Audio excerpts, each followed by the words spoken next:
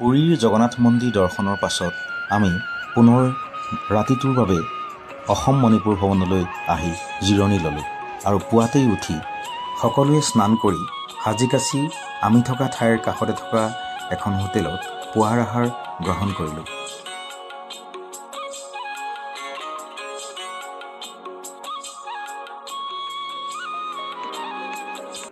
দিনটোৰ বাবে আমাৰ লক্ষ্যস্থান আছিল কোণাৰ্কৰ সূৰ্য মন্দিৰ, ধৱলগিৰিৰ বৌদ্ধ মন্দিৰ আৰু নন্দনকাননৰ দৰে ৰাষ্ট্ৰীয় পৰ্যায়ৰ চিৰিয়াখানা দৰ্শন।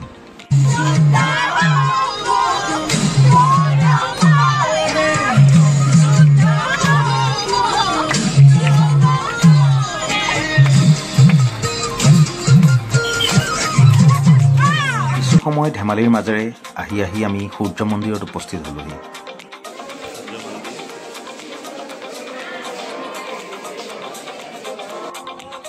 সূৰ্য মন্দিৰত আছে সূৰ্য মন্দিৰ।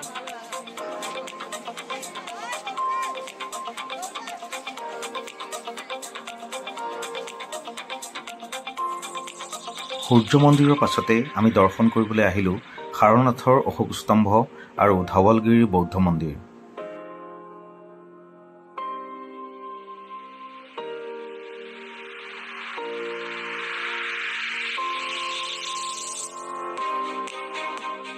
ধৱলগিৰিত অৱস্থিত বৌদ্ধ মন্দিৰটি ভাৰতৰ ভিতৰতে অন্যতম এটি বৌদ্ধ মন্দিৰ।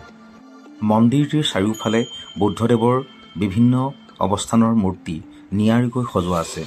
পদ্মাসনত বহি ধ্যান কৰা, শয়নাসন কৰা, সমাধি লোৱা অৱস্থাৰ বিভিন্ন মূৰ্তিসমূহ এই মন্দিৰটিত সুন্দৰকৈ সজাই থোৱা আছে।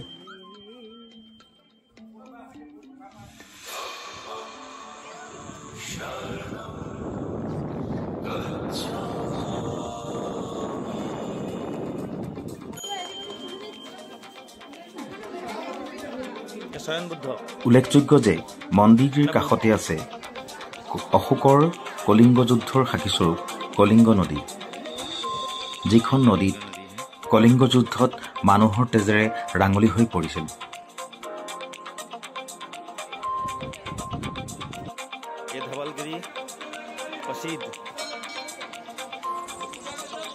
বৌদ্ধ মন্দিৰ দৰ্শনৰ পাছতে আমি দৰ্শন কৰিলোহি সম্ৰাট অশোকে বৌদ্ধ ধৰ্ম গ্ৰহণ কৰাৰ পাছত শিলত লিখি থৈ যোৱা উপদেশমূলক বাণীসমূহ, যাক কোৱা হয় অশোকৰ অনুশাসন, আৰু যি পালি ভাষাত লিপিবদ্ধ।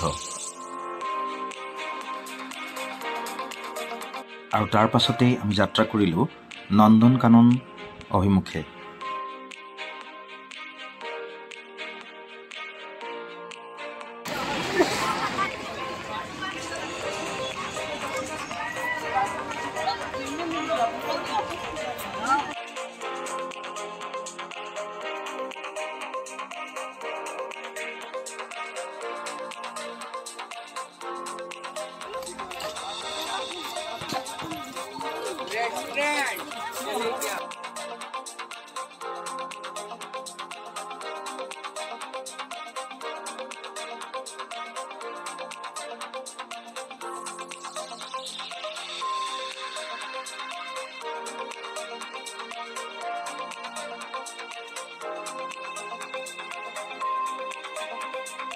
এইদৰেই নন্দনকাননত বিলুপ্তপ্ৰায় জীৱ জন্তু, চৰাই চিৰিকটি দৰ্শন কৰি আমি পুনৰ উভতিলোঁ অসম মণিপুৰ ভৱনলৈ।